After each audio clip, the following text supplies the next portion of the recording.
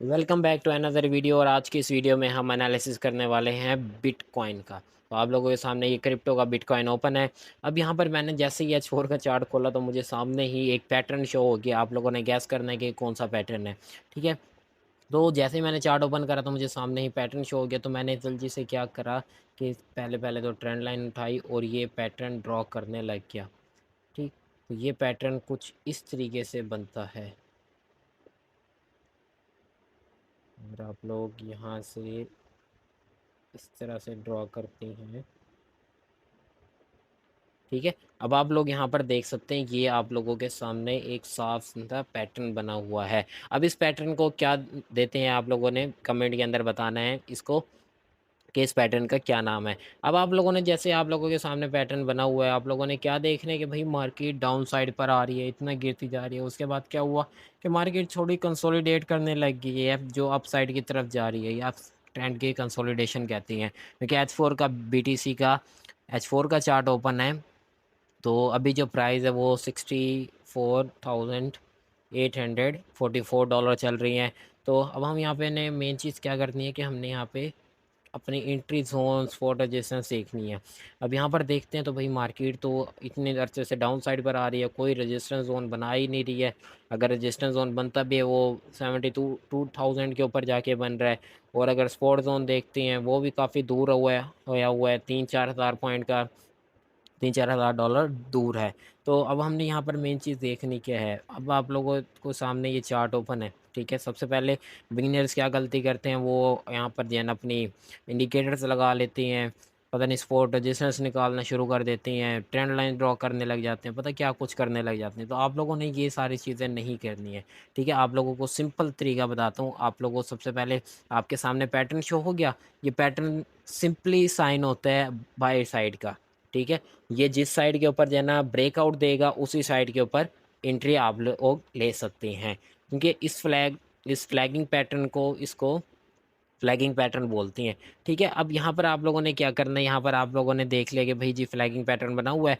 अब ज़्यादातर आप चांस क्या है कि क्योंकि पहले मार्केट डाउन साइड पर आई हुई है, तो अब जो ब्रेकआउट होगा वो भी डाउन साइड का ही होगा। यानी कि अगर मार्केट ने पहले क्रैश करा है, उसके बाद फ्लैगिंग कर रही है, थोड़ी कंसोलिडेट कर रही है, चैनल बना रही है, और उसके बाद फिर से ये जो है ब्रेकआउट डाउन साइड पर ही देगी, तो ज़्यादा बेहतर क्या रहेगा कि हम इसको जो है सेल साइड से इंटर करें, बाय साइड से इंटर ना करें।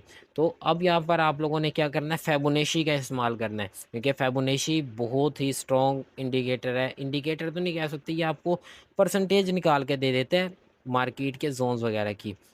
अब यहाँ पर देखिए, अब जो फैबोनेशी लगाए वो 73 यानी कि 74,000 से 50 यानी कि 60,000, यानी एटलीस्ट 24,000 डॉलर का जो है ये मार्केट वेव बनी हुई है, पूरा का पूरा डाउन साइड पर आई थी।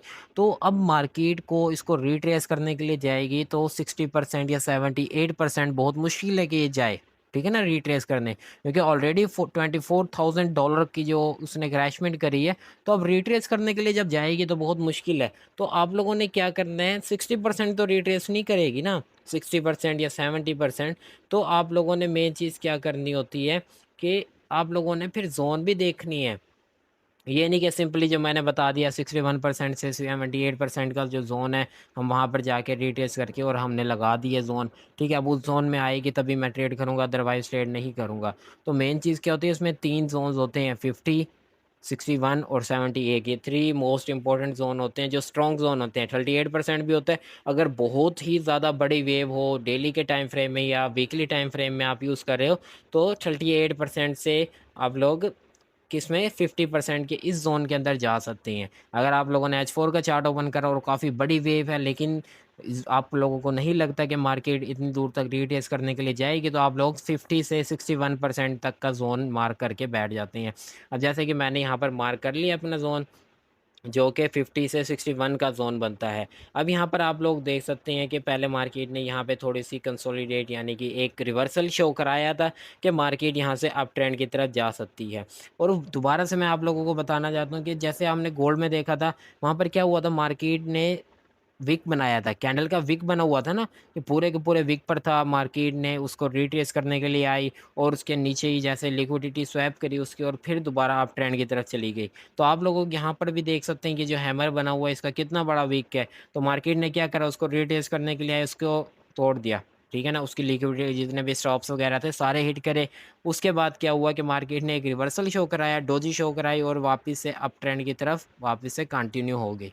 तो यहाँ पर भी लिक्विडिटी, ये सारा का सारा जो जोन था ये लिक्विडिटी स्वैप का जोन था, कि जो सिंपल ट्रेडर होते हैं, बिगनियर होते हैं, वो देखते हैं भाई हैमर बना हुआ है, अब तो मार्केट ने कंफर्म ऊपर ही जाना है।